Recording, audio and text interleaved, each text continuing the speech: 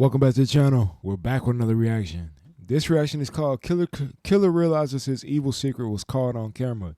This is by M7 Crime Storytime. Guys, as always, make sure you follow the links are in the description. Like, comment, and subscribe. The socials are also down below on the screen.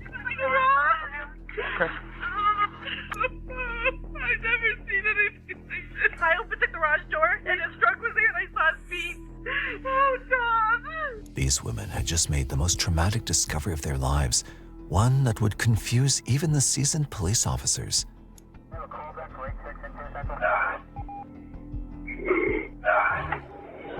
I don't know, dude. The body belonged to Dawn Fluitt, a 54-year-old former firefighter who had been brutally bludgeoned and was found in a sickening state. Oh, but it's been a while, huh? Well, it looks like he cut because it's just 31 spot, dude. Yeah, he's down.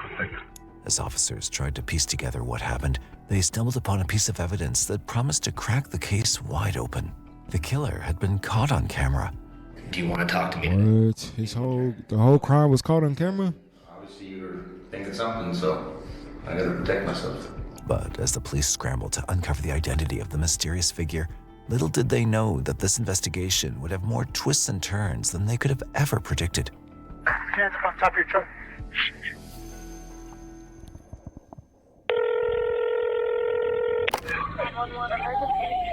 We have an emergency.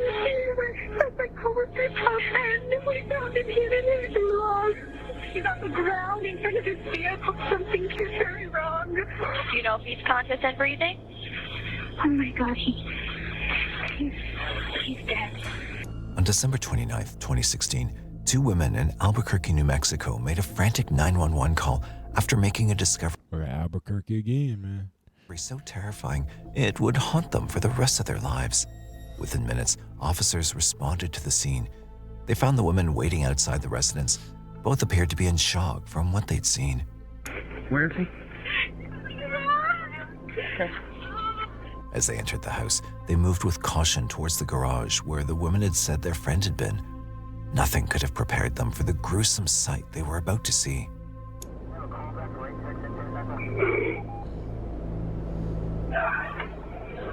I don't know, dude.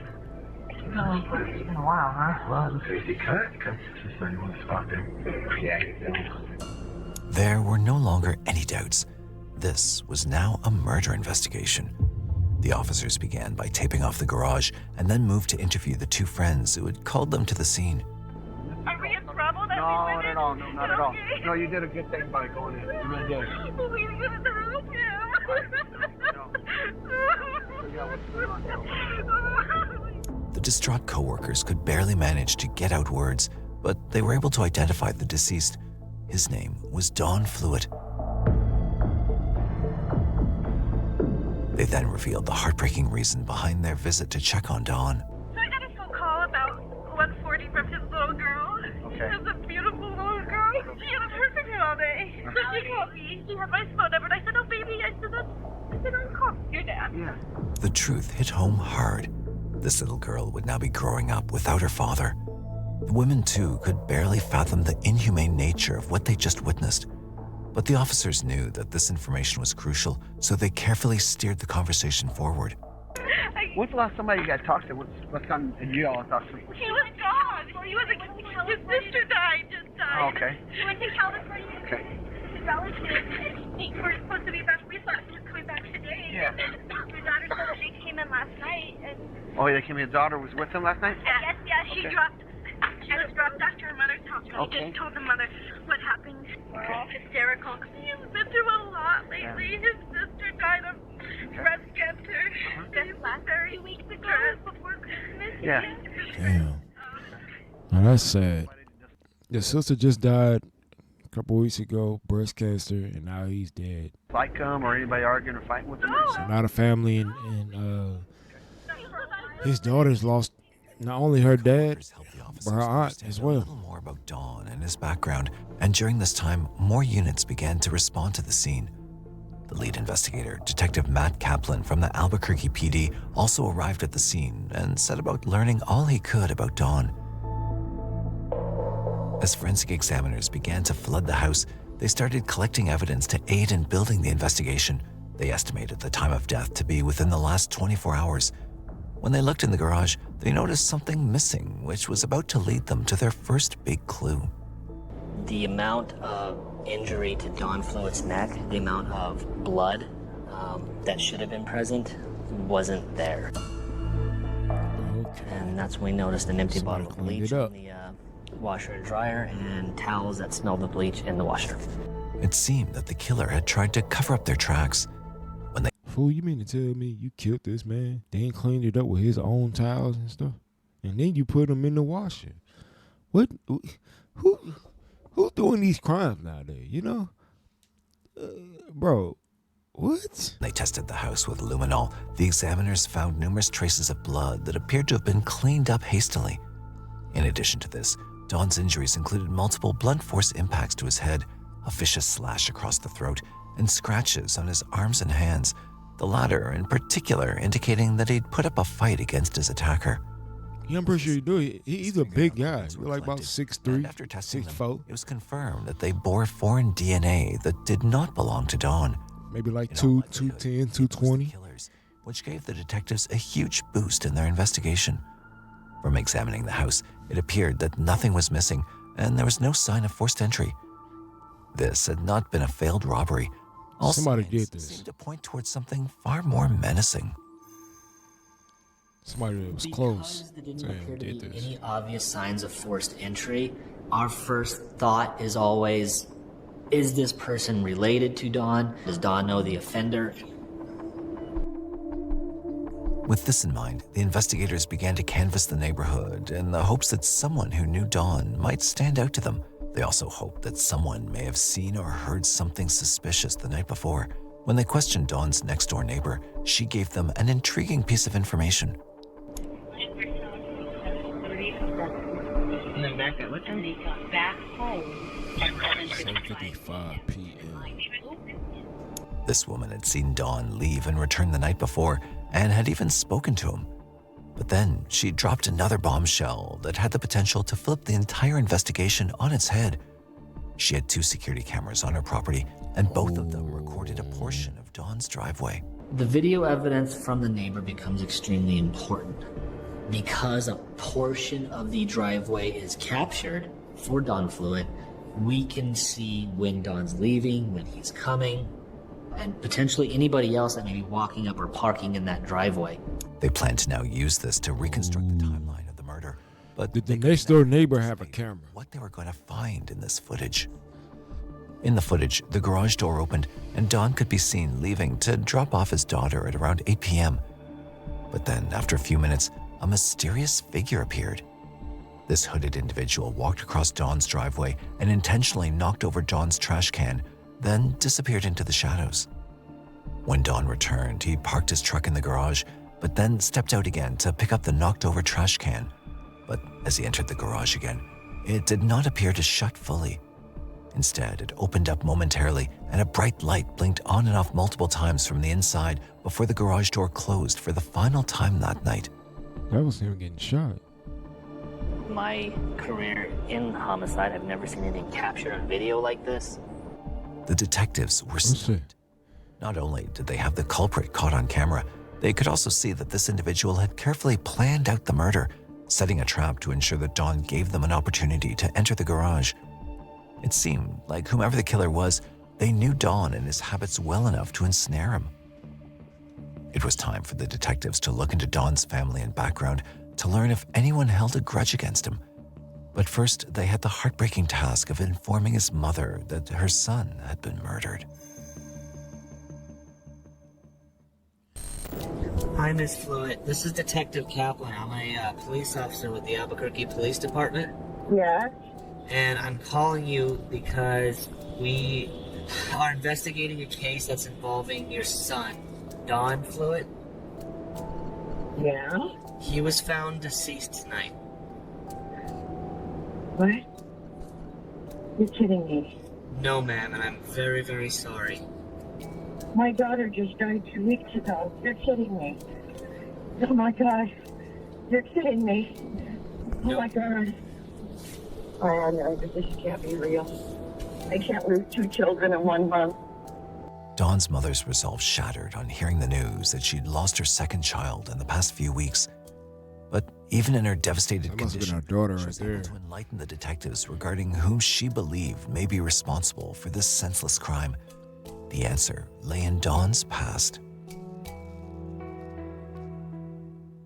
Don Fluitt was born on September 15, 1962, in Los Angeles to his parents James and Sharon Fluitt. Those who knew him described him as a dedicated father and firefighter and a devout Christian who went out of his way to help those in need. In his 20s, he married his first wife and had 2 children, Josh and Tiffany Fluitt. Even after his separation from their mother, he always made an effort to be a part of their lives, despite the fact that he lived many states away. In his 30s, he decided to pursue his childhood dream of becoming a firefighter. It was around this time that he met Christine, an X-ray technician who lived next door to his brother Dennis. Christine and Don quickly hit it off and were soon married. They were then overjoyed to welcome a daughter, whom they named Sienna. Sienna was the apple of his eye, and Don doted on her endlessly. He would braid her hair before school. He would design it. For all of her plays that she was in, they'd go out and get her costumes. And he would dress her, do her makeup. He was an amazing father. When Sienna was 4, after 8 years as a firefighter, Don lost his job. The financial strain led to him and Christine getting a divorce, but Don remained an active presence in Sienna's life. Still committed to helping people, he found a new job working with people with disabilities. He and Sienna even began a heartwarming weekly tradition. It seemed clear that Don was a pillar of his community and someone beloved by all who knew him. But the detectives knew that something or someone must have turned against him for him to have been murdered in such a brutal manner. As it often is in cases such as this, the police were led to look into those closest to Don. His mother pointed them in only one ominous direction: his ex-wife, Christine White. Oh man, here we go. Detective Kaplan learned from Don's mother, Sharon, that Christine and Don were involved in a nasty custody dispute over their daughter, Sienna, that had been going on for quite some time. In addition to this, he learned of another involved individual who also bore animosity towards Don. There was the new husband. Oh, the new. Involved with the ex-wife. There had been some early tension between Don and Terry. To me, that tells me it's going to be a very complicated investigation. Detective Kaplan visited Christine and Terry's home to question them regarding the ongoing custody dispute with Don. He spoke to Christine first, who was honest and forthcoming, providing them with her alibi, which was found to be true. But then she gave him a chilling piece of information that Don had revealed to her just before his death when he dropped off Sienna. He said it's weird. There's like cat hair in my dryer, and someone used a pan in my house. Had someone been in Don's house while he was out of town? Probably Was so. this the mysterious figure the police had seen on the CCTV footage from his neighbor? That look like Terry. Obvious If it's avenue not to investigate. Terry, it's Sienna. The It's detectives the also asked mama. Christine if she knew of anyone else who may have held some ill will towards Don, and she was able to give them another troubling angle to look into. And he had been in a heated exchange as a driver before. She revealed that Don had a history of road rage and had been a part of heated incidents in the past. Detective Kaplan now had to consider that maybe someone he'd fought with while driving home had followed him to unleash a fatal act of revenge. But before... No. This was planned. That killer was there. Ain't nobody gonna get that damn mad over road rage. Well, people have, but they're not gonna go to a man's house and do all that. They're not gonna do all that. This was planned by somebody that knew him. Or Pretty sure looking that's into the new how it angles happened. Christine had provided them, he needed to speak to her new husband, Terry White. Kind of the reason I wanted to talk to you in private is we want to talk to, like I said, the people surrounding Sean. And unfortunately, it puts you kind of in a weird position to not beat around the bush. You're the other guy. Yes, I am the other guy. To try and gauge whether Terry had a motive to take Don's You know, life, brother. Detective Kaplan questioned him about his relationship with Don. Tell me a little bit about your relationship with Dawn. I know it's been a little bit rocky. You know, in the beginning, I would say it was rocky. I never even talked to him anymore. And I would even try to stay away from that because when we went to court the first time, it was the court thing. Okay, so we had to do back and forth the court. And I just tried to stay out of that. You ever been to his house? I've been to his house once. You've never been inside? No, I've never seen inside the house. Terry agreed that there had been tension between him and Dawn, but stated that it was merely surrounding the custody dispute and that he'd never even been inside Dawn's house. But Detective Kaplan pushed for more, asking for his whereabouts at the time of the murder to see whether he also had any sort of valid alibi. And the first thing I'm going to ask you, and I'm sure you understand, is kind of lay out what you were doing the past couple days. Sure. Let's start with Wednesday. Can you give me what you were doing? Went to eat, so I went to have myself a hamburger, headed into work. Now, guys, this is how they get you, okay? Because they're asking him, what did you do for the past couple of days, right? Always, if you're in a situation like this, always decline that question. I decline that question. Make them go do their job. Because what they're going to do is they're going to ask you where you been, what you was doing, things like that. And then they're going to go and confirm it. They're going to go looking. They're going to check cameras. They're going to do this. They're going to do that. I'm trying to tell you, decline that question. And then, how long were you at work for? Well, I went and had my hamburger, then I ate that stuff, so, I didn't go to work right away. I took a nap in the parking lot. I didn't get back to work for about 45 minutes, and then I went into work. My shift doesn't start. And another thing, I wouldn't even say nothing to the police, to be real. It doesn't make you look guilty if you don't say anything to the police. They may think you're guilty, but no. Just say, hey, lawyer. That's all I don't think you have to say. That's it. Until 11. Yeah, so you started your shift at 11 p.m.? Yeah. Terry provided them with whatever you say can incriminate yourself. On the night of the murder, and his alibi seemed to cover the entire time frame the police believed the murder had taken place in. They would still need to verify Terry's story with his employer, but Detective Kaplan didn't have much reason to doubt the couple's alibis. The initial impression was he was calm. He was very open with us about what he had done and what he was doing. He was very open to letting us take DNA. See, now they finna go check the facts. Work or cell That's phone the thing. records. I didn't have any reason not to believe Terry, the new husband. Next, they ran a forensic analysis on Dawn's cell phone to look for any possible leads. If it ain't Terry, it's the wife. They were looking to see if Dawn had any arguments with anyone recently or had planned to meet with someone on the night of the murder. And immediately, one contact stood out. It seemed Dawn had been in frequent contact with a woman, which raised red flags for the investigators, as they hadn't heard about her yet in their investigation. Detective Kaplan immediately moved to learn more about her and question her about Dawn. But what she revealed only left him with more questions than answers. And the reason you came up is obviously I have Dawn's phone, and there are several text messages and phone calls between you and Dawn. And just talking with family and some people surrounding Dawn, it seems that you and Dawn may have been in a relationship. Whether it's friendship, romantic, I don't know, and that's what we're trying to figure out. No, not romantic, but we were really good friends. Okay. So, how long have you known Dawn? Almost 3 years. And did he ever, during the course of the 3 years, did he ever talk about anything that may have led to what happened? Anybody he had problems with? There's so many people that I'm just like, that person that, I mean, and it's just, I'm so scared right now because it's right here. The woman initially seemed reluctant to share details with the officers, but they could tell that she definitely knew more than she was letting on. So they gently tried to push her to reveal more, not knowing that she was about to drop another suspect's name that they'd never even heard of or considered. I was just finna say that, and I wanted to hear her story, what she was going to say, but she dropped the bombshell. That's what's up.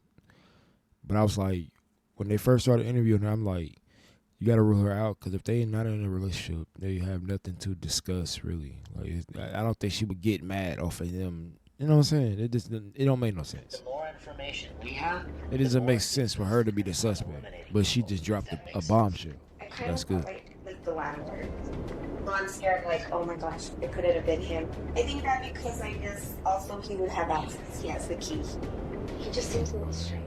I don't know what's going on. Since then, He just seemed different, like, and he didn't go to the funeral.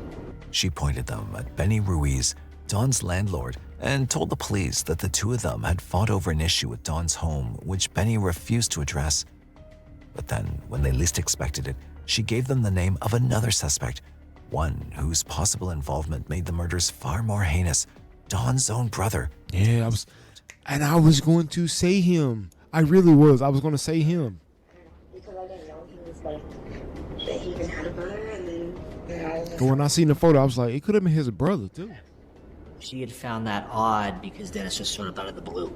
And now Dennis was very involved in Dawn's affairs since he's been deceased. The detectives were floored by this revelation. They now had two new suspects whom they knew virtually nothing about to look into. Their investigation seemed like it was beginning to heat up, but little did they know there were more twists and turns lying in wait than they could have ever expected. Detective Kaplan began with whom he believed was the stronger of the two suspects, Dawn's brother Dennis, who had seemingly appeared out of nowhere to take care of Dawn's affairs after his passing. After asking around with Dawn's family, they learned more about Dennis and his possible motive to take his own brother's life.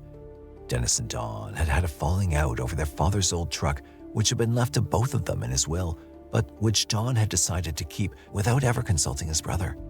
He'd ended up moving to Arizona for a year after their fight and had only moved back to Albuquerque a couple of months prior to Dawn's death. It kind of puts up a red flag for me. You're in the process of reconnecting. You had a falling out before, and now Dawn's inexplicably been murdered. With all this in mind, they moved to interview Dennis and brought him into the station. In the interrogation room, Dennis was clearly frustrated at the lack of progress in the investigation.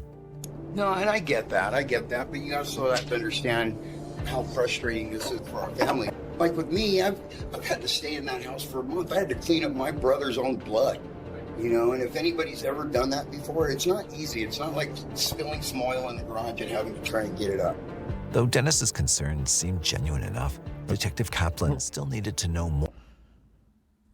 I think it's just like that, to be real. But just go ahead with your story. About his possible motive. So he questioned Dennis about his dispute with Dawn. I got a little bit angry with him about that because he took a lot of my dad's stuff. There was just disagreements, just like I'm starting to see with my brother's death.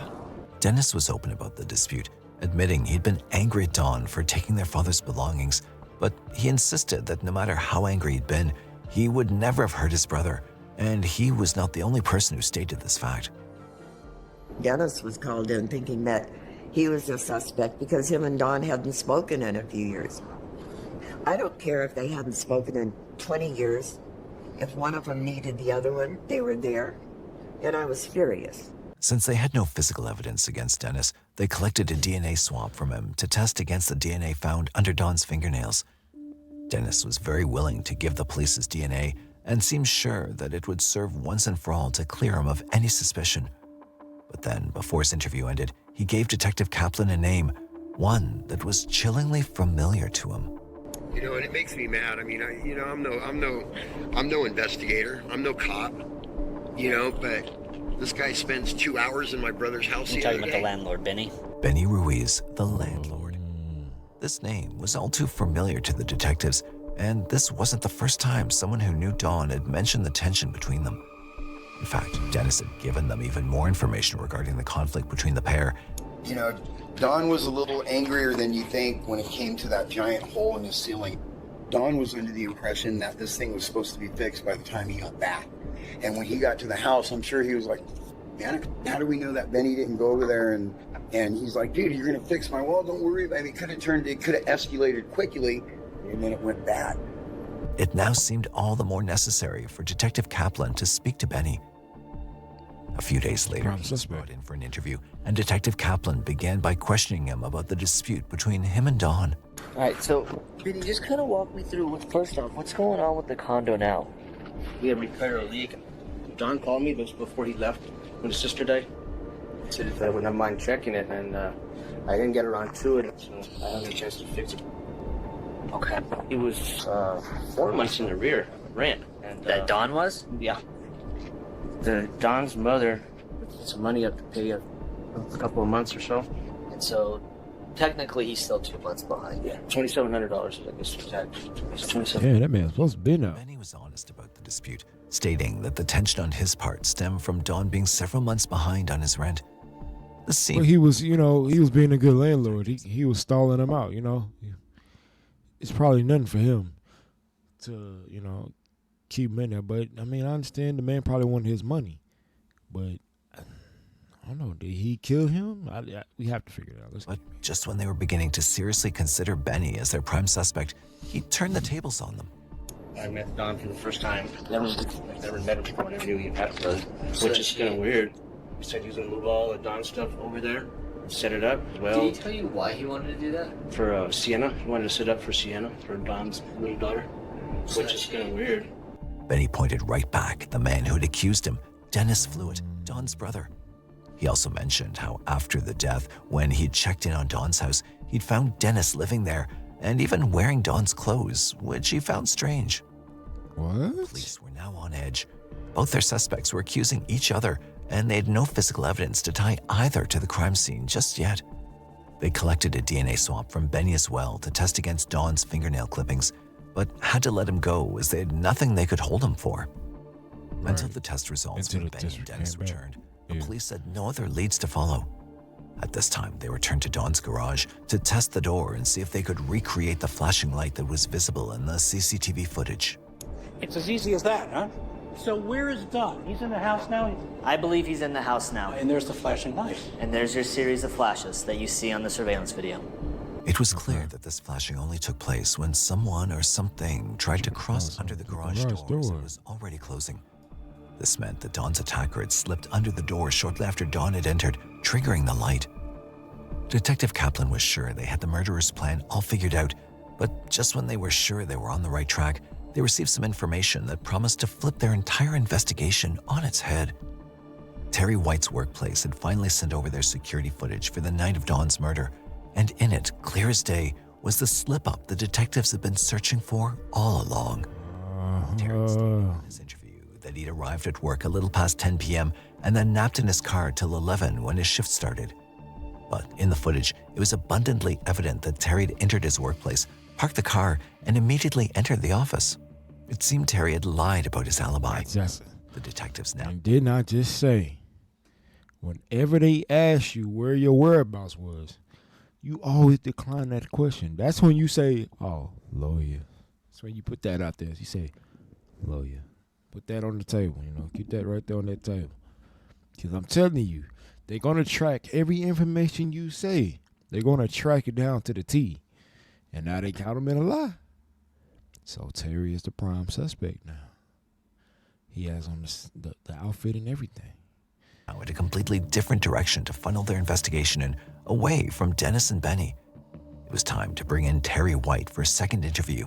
But little did the detectives know just how twisted a plot they were about to untangle. On February 1st, 2017, over 2 months after Don's body was discovered, Terry was brought into the station for a second interview with the investigators. Again, thank you for coming down. No worries, I'm sure you're busy now. Detective Kaplan asked Terry to go over his alibi once again, without revealing that they already had the footage from his workplace that refuted his earlier claim. But there was no need to keep this information.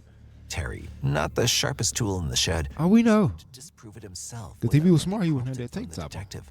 I stopped at Walmart. I want to stop and get a new sweatshirt for me for work because my wife bought me one for Christmas. I said I'm not going to wear that to work, so Yeah. Initially, he had told us he had gone to a fast food restaurant and then driven to the parking lot where he fell asleep. He sealed his own fate. It was much different. He had gone to He sealed his own fate. He had also gone to a department store to buy clothing. Then he had gone to the work, but instead of parking in the parking lot, which he intimated the first time he talked to us, he went to a very dark, lit, unrelated business and fell asleep there. He just failed to mention it the first time around. So his story had changed fairly substantially from the first time we interviewed him. Terry had changed his story completely. Perhaps he'd realized that the detectives could check the security footage at his workplace, and this in turn had forced him to try to cover his tracks. Whatever it was, he was now the prime suspect to the detectives, so they made sure to take a DNA swab from him as well. But then, since the change in story wasn't enough for an arrest, Terry was allowed to leave. The solution the detectives were yearning for was still a little way down the road, but its conclusion was not going to be as satisfactory as they'd hoped. Oh no. Now that Terry's DNA had been collected, the detectives had nothing to do but wait. They sent the 3 samples from Dennis, Benny, and Terry to be tested against the killer's DNA found beneath Dawn's fingernails. They then waited for the results to return, hoping against hope. Now, I do not believe his brother would have killed him. End all be all, we brothers, no matter what. I don't think his brother would have killed him, but similar stories like that have happened. Where brothers kill other brothers. Cain killed Abel. We all know this. But that's crazy, Don. You was living a wild life, brother. You had 3 people who could have possibly killed you, and one of them did. That one of the 3 would turn up as a match. And after weeks of painstaking anticipation, on March 31st, 2017, the results came back. So, I'm not going to beat around the bush. I'm going to apologize. I haven't been in contact. It's been for a very good reason. We do have a suspect in this case, and we do have an arrest warrant. He's not in custody. He's not in custody. Okay, who is it? It's Terry White. Yes! Dennis, I put you through hell. Yes. And I'm going to tell you, the warrant is based on forensic evidence on scene. We do have an active arrest warrant for him. Dennis and Sharon were overjoyed at the news. Justice was finally going to be served. With the evidence confirming his involvement, the police moved to arrest Terry. But as they were preparing to make their move, they got a concerning call from Christine. Terry was missing. Oh, he went on the run. The detectives were now livid, as it was looking likely that all their efforts had been for nothing. They sent out an APB on Terry and his vehicle, and also got a search warrant for Christine's home and car, as she was unwilling to cooperate, and they feared she was withholding information regarding where she was. She set the whole thing up. They searched her car. What they found left them baffled beyond belief. Interesting enough, we find her cell phone in the glove compartment, and there's a last will and testament. It's Terry White's. I found that to be extraordinarily unusual. The detective's frustration now turned to fear. Could Terry have taken his own life, leaving them no opportunity of bringing him to justice? Wow. They were just beginning to lose hope when a few days later, at an Arizona rest stop 200 miles from Albuquerque, Terry was found in a sickening state. And what was your first name? Hands on top of your truck. Okay, apparently you have a warrant out in New Mexico. That's all right. Okay, so he tried to flee. The hose traveling from the exhaust into the cab. So the deputy immediately thinks, oh no, so it looks like someone's trying to commit suicide. Terry White is red-faced, probably from the carbon monoxide, looks a little bit drowsy and out of it. He's arrested right then and there. Terry was arrested before his attempt to take his own life was successful. Detective Kaplan rushed to Arizona to interview Terry, hoping that he could get a confession and close the case once and for all. But Terry had other ideas. Do you want to talk to me today? Need an attorney? Okay. Are you guys in... Fool, please. I gotta protect myself. Terry had finally realized he couldn't lie his way out of the situation. He was arrested and put in jail as the detectives and prosecutors moved to gather evidence and take him to trial. But Terry had one last foolish mistake to make, one that would help the prosecutors a great deal once the case moved to trial. On June 8, 2017, Dennis received a text from a woman who claimed that her boyfriend was Terry's cellmate in jail, and he had information that could be crucial to the we trial. got a prison snitch. We got a prison snitch. They do that. When you go to prison, they do that. Especially if you got like a major case like that, like a murder or something like that, or a rape or something like that. You'll get these prison snitches. They'll come up around, hey man, what's up, man? How you doing? And they trying to get your whole story. And once they get your whole story, they up there telling the police so they can get up out of there early. And got them, bro. They're in Dennis there. communicated the information to the detectives, who decided to bring the inmate, Roderick White, in for an interview. Prison snitch. What he would reveal would leave them floored. From what I understand... Hey, but if they catch you snitching, you a dead man. what Terry him finding you? Yes. He tripped the Somebody gonna get you. I thought I was busted right then. But he ended up getting it. If they don't It seems the kill you, they gonna beat your ass real bad. Terry to make a full confession. Roderick continued telling them how Terry had mentioned that Don liked using the garage to smoke, so he knew that all he had to do was wait for him. Then Rod revealed how Terry described the entire murder to him in gruesome detail. I got up and I was waiting right there by the door. There's a truck driver, so he has tires thumping on the back. He checked the tires with. He said as soon as he came out, he said I hit him as hard as I could with the tire thumper. He said I hit him so hard I split the tire thumper in 3 pieces. So I'll give him this. He fought for his life. After Don was finally down, Terry returned to finish the job. But then Rod would reveal a horrific detail that he'd heard that confirmed everything he'd said was the truth. He said I went inside the house and I got a steak knife. And he said something about hitting the side of his throat. I had plan B. He said there was an axe there on the wall of the garage. He said that was plan B. Which you can clearly see in the crime scene photos. There's no way you would know that unless you were there. The mention of the axe sealed the deal. It confirmed that what Rod was telling them was the truth, as these details had never been released to the public. The only person who could have known such information was the killer themselves. But Rod was not done. He even told the detectives about the exact moment when Terry's DNA had gotten under Don's fingernails.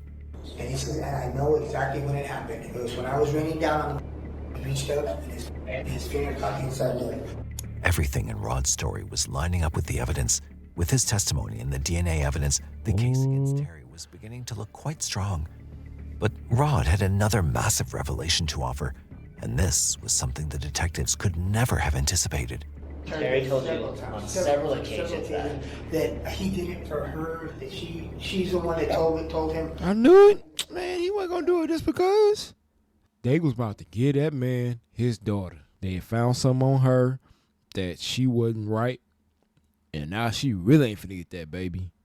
Cause her ass gonna be in fucking jail. So now baby done lost the daddy and the mama and the stepdaddy. So Terry told you that Christine told him to do it for the family. Yes. They've been looking for an opportunity for a while. This was a bombshell that no one had seen coming. Finna get her ass too. What Rod was saying was true. Then the she got free. I'm crime was actually Christine, who manipulated Terry into doing her dirty work. Yeah, right, bitch. Rod went on to elaborate on Terry's attempted... You gonna get the most time. According to him, the reason for it was so Christine and Sienna could collect the large life insurance policy in Terry's name. But when Terry's plan was foiled, Christine wasn't exactly thrilled. When Steve called me, I said, why are you still here? Why, basically, why did not? He dies before you. But Rod's tale was about to reach its extremely strange conclusion. He said after getting out of jail, he contacted Christine and made her an offer that he could smuggle in pills to Terry in prison so he could successfully take his own life like Christine wanted. And I said, I need to buy... Dude, this girl is wild. This girl is wild. She wanted Terry to take his own life. This girl is wild, and this dude is dumb. I don't have money. We went to her bank and got out $200.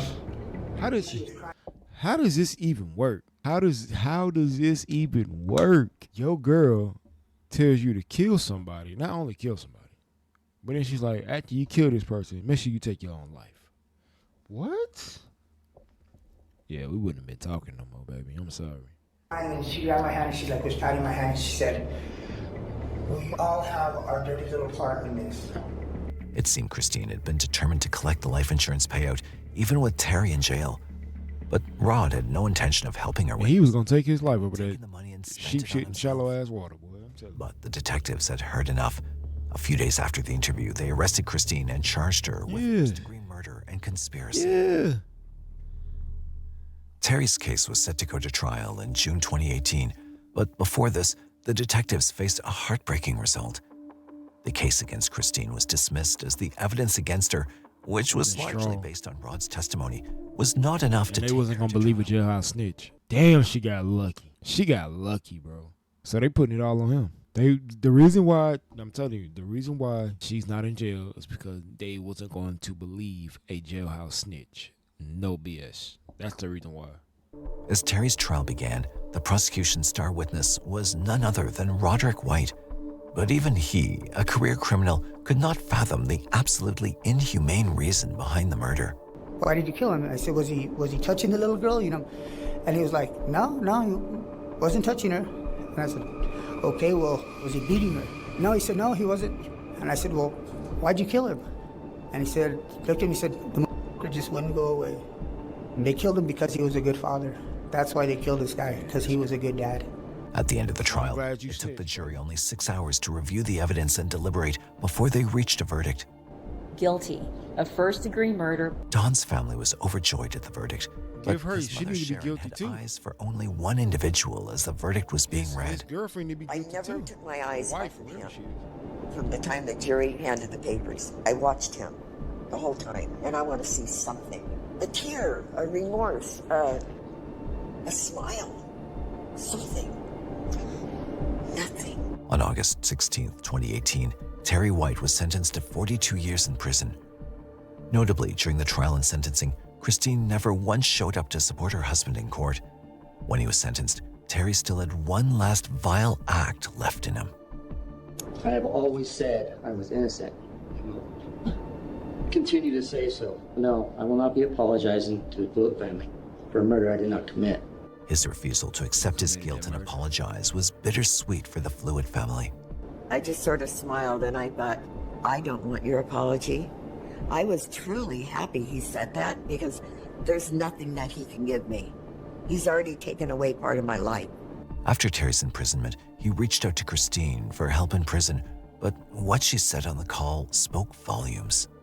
Oh, it's to be a lot better. How about you? Well, I never know if it's good to call you or not. You can. She got a new dude, bro. You stupid, bro. You dumb, bro. And she don't even look like shit. I can understand if the bitch was looking like a little something, but she don't look like shit. You stupid motherfucker. Try anytime, and then we'll. You should have said as soon as she set up that plan, I don't want no parts of this. Baby girl, you is on your own. Bye-bye. Like, From there, but there's just a lot of stuff going on. Well, like I said, I talking about a lot of stuff going on. Bitch, you out here fucking another. Stop playing. don't know if it's ever a good. Yo, dumbass. You lucky, man. You lucky they ain't believe a jailhouse snitch, bro. Because your little dumbass would have been in prison, too. I mean, Okay. I understand. I request you to come visit me. She ain't gonna visit your stupid ass, boy. Don't you understand that? She used you and got off for murder. You stupid. So you understand where I'm coming from. Nah, bro, I wanna hear it. I have nobody. And it's nobody that cares because nobody's showing up as I requested. You understand where I'm coming from? She ain't gonna show up, brother. Yeah, It ain't happening. If you knew what I've been told what to do and not to do, you would understand why. To come visit me?